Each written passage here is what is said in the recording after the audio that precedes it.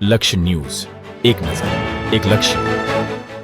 જૂની ભીલડીમાં યુવક પાણીના ટાંકા પર ચડ્યો. ભીલડી પોલીસે તેને સુરક્ષિત રીતે નીચે ઉતાર્યો. ડીસા તાલુકાના જૂની ભીલડી ગામે એક યુવક પાણીના ટાંકા ઉપર ચડી ગયો હતો. આ ઘટનાને કારણે ગામમાં થોડા સમય માટે ચિંતા અને અફરાતફરીનો માહોલ સર્જાયો હતો. ગામ લોકોએ તાત્કાલિક 112 પર જાણ કરતા ભીલડી પોલીસ સ્ટેશનનો સ્ટાફ ઘટના સ્થળે પહોંચી ગયો હતો અને પોલીસે યુવક સાથે શાંતિપૂર્ણ રીતે વાતચીત કરી તેને સમજાવ્યો હતો. ત્યારબાદ તેને સુરક્ષિત રીતે પાણીના ટાંકા પરથી નીચે ઉતારવામાં આવ્યો હતો. યુવક નીચે ઉતર્યા બાદ તેણે જણાવ્યું હતું કે ગામમાં છેલ્લા કેટલાય દિવસોથી દેશી દારૂનું વેચાણ થતું હોવા છતાં યોગ્ય કાર્યવાહી ન થતાં તેણે આ પગલું ભર્યું હતું.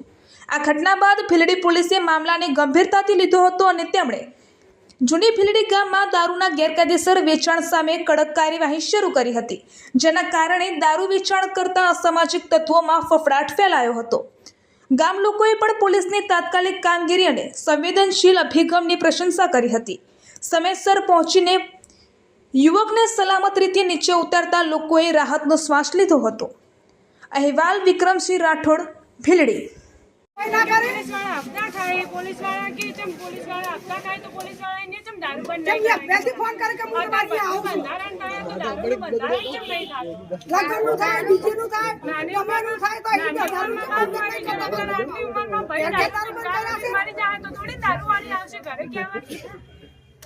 ગમે તે કરો દારૂ બંધ કરો અમારા ગામમાં દારૂ બંધ થાય હવે કંટાળી જાય અમે તો અમારી દવલદાર છોડી રાતની મજૂરી કરી કેમ કરો તમે હે રાતની મજૂરી કરે રાતનું શું થાય શું ના થાય ખબર પુનવા વગી ના છે તમે મજૂરી કરી છે પોલીસવાળા ગામની પૂરો કરવાનું દારૂ તમાર ઘેર આવાસો એડ પાડી તો મોથી ફોન કરીને કહી દેશે કે અમારે અમે 20 વર્ષથી રોડી રોડો છે અસો વિચાર કરો અમે અત્યારે કાઈ મજૂરી કર રાતની રહોડે આજ રહોડે તો કાલ 500 રૂપિયા આલે અમે 4 છોકરાને ખવડાવવા તારે અને ના પા એક મહિના 50 રૂપિયા દેવાસી બેઠી અને કલસાદી કોણ કહેવા દે કે તમે ધણીને સમજાવો મજૂરી કરી કમરા દારૂ હોય ને ઘર પડવા નહીં હાલ લઈ જાજી ખુલે આમ દારૂ વેચાય આ ખુલે આમ કહેવા દે કે તમે ધણીને સમજાવો એટલે અમે સમજાવીને આખા છોકરાને આપણે દારૂના ત્રાસથી આત્મહત્યા કરવા જઈ રહ્યો બરોબર સમાજ માટે હું વધારે કરવા ગયો હતો એટલે આ લોકોએ મને સમજાવ્યો એટલે લાવ્યો કે તું આ બધું મત કર કે આપણે અમે હળી મળીને તારે સાથે છો અને હવેથી જો આ ફરીથી એક્શન નહીં લે તો હું કાયદેસર જનતા રેડ કરીશ ને પોલીસ સ્ટેશનમાં નહીં આવું બરોબર.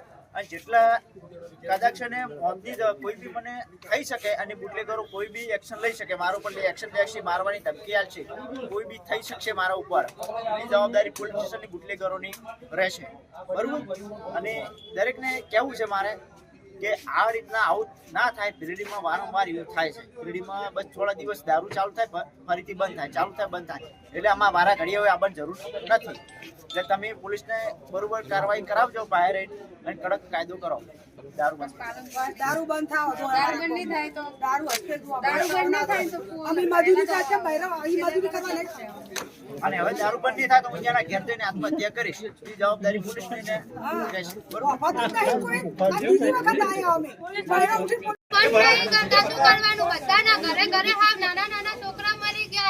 કોના સહારે જીવવાનું? બાપ હતો, બાપ આટલી ઉંમરમાં મેલીને જતો રહે. ભાઈ ભાઈ દારૂ પીવે, શું કરવાનું? બાનું પૂરું શું ખુદ ને કરવાનું? ભાઈની જિમ્મેદારી આવે કે એને ભાઈને પૂરું કરવું પડે. પણ દારૂ વાળી દારૂ બંધ જ નહીં કરતી. ભાઈ દારૂ પીપીને પડ્યો હોય, ત્યાં પડ્યો હોય, ત્યાં પડ્યો, પૂરું કોણ કરે? કોના સહારે જીવવાનું? અમારે દારૂ વાળી દારૂ બંધ કરવાનું નહીં, માંગતી જ નહીં. દારૂ વાળી એમ કે પોલીસ વાળા હપ્તા ખાય, શું કરવાનું? પોલીસ વાળા અમારે શું કરવાનું હોય? તે રેડ પડે એટલે પોલીસ વાળા પહેલો ફોન કરે કે અમે આવા દારૂ અંતા દેજો.